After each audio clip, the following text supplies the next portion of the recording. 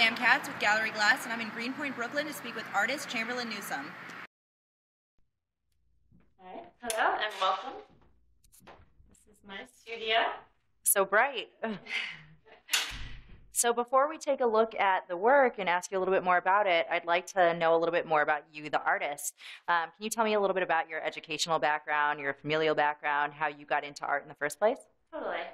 Well, I grew up in an artistic family, and there's been a few artists within my family. And I took art lessons growing up, and then I went to FIT, and I studied fashion design. And I graduated, and I was designing fashion for the past 7 years.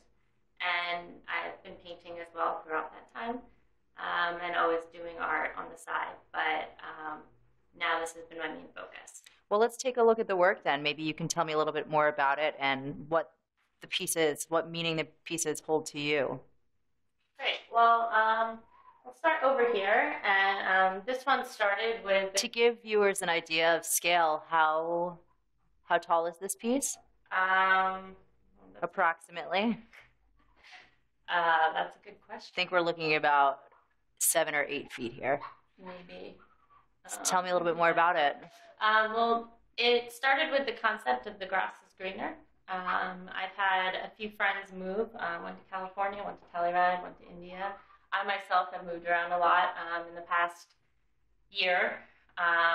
First from the East Village, then to the Bronx, then to Brooklyn, and now I'm in Long Island City. And every time I move, I tend to have that feeling of nostalgia for where I was, and I have a hard time adjusting to where I am. And so it was kind of my challenge to, create something to remind me that where I am in the present moment is also beautiful, and to, really recognize that. Did these pieces to my left hold the same meaning? No, these pieces were more of kind of impulse. I had been feeling very impulsive, was kind of in that more of a trying new things, and...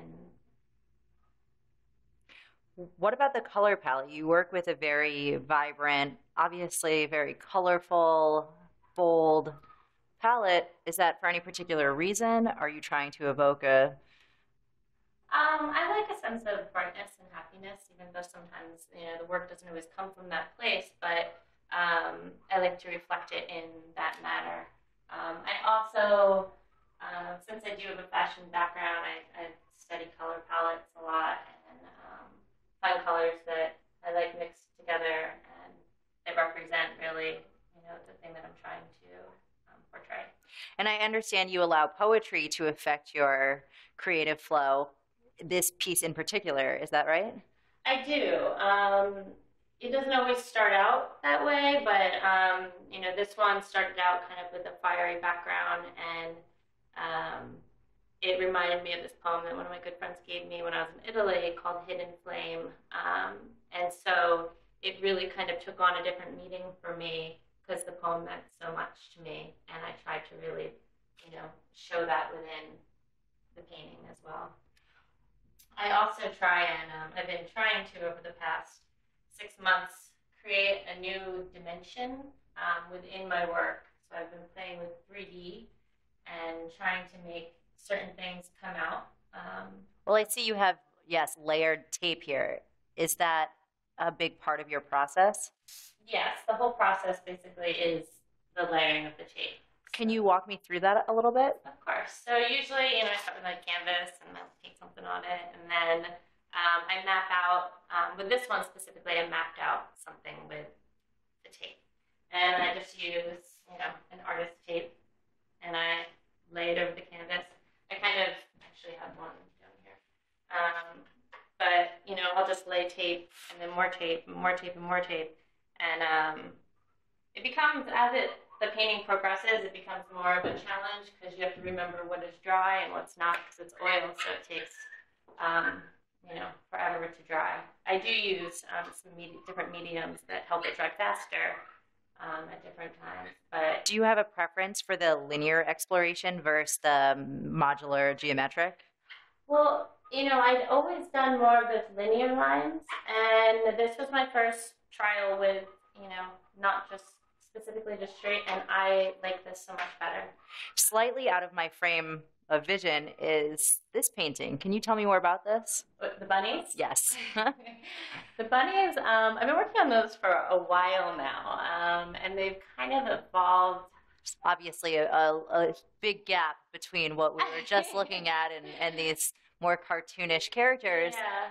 I think I call them my pensive bunnies, and down on the bottom here, just recently, a little dead bluebird has popped up. Oh. And I really like him in there as well, because I think the pensive bunnies, to me, represent, in a way, a sad love story that, just bunnies you don't think of as pensive, and they're just kind of staring at each other.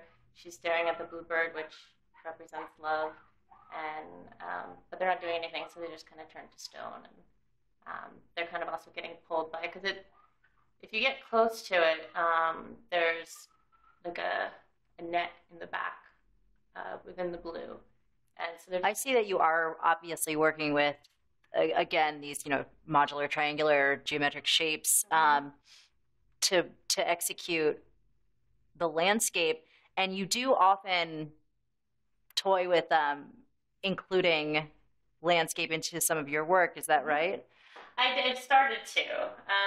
It started out with just trying to create a cover photo for my Facebook page, actually, and it's evolved. That's how the best work evolves. It's all impulsive. I just wanted something to look cool. And so I've started to take some photographers' work and pair it with your own. Yeah, I lay my painting over it, and then I have it interact with the painting or with the photo.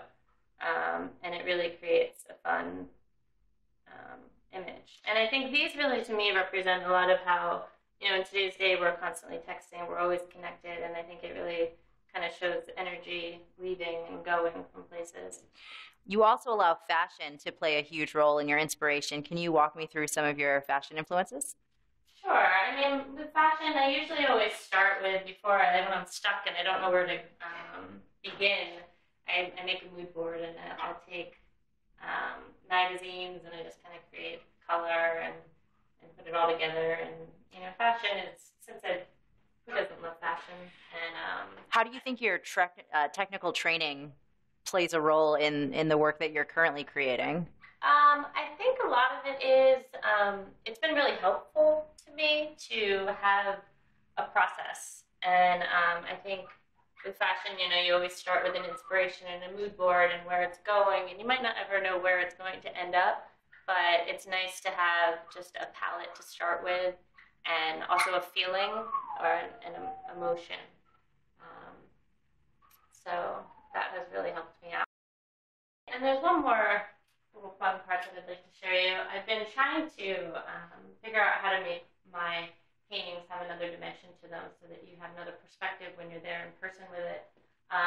And so sometimes I paint with 3D glasses on. Let me see if this'll work. It's worth a shot. And what does this do for? What does this do for the work? I think it adds a little bit more movement with it, and just kind of,